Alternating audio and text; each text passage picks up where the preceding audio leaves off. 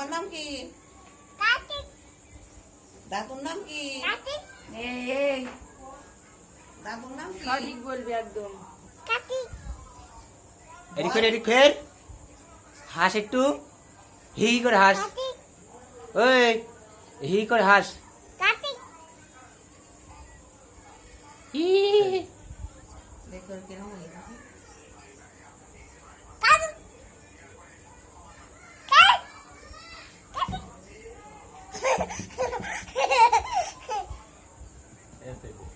এক মিনিট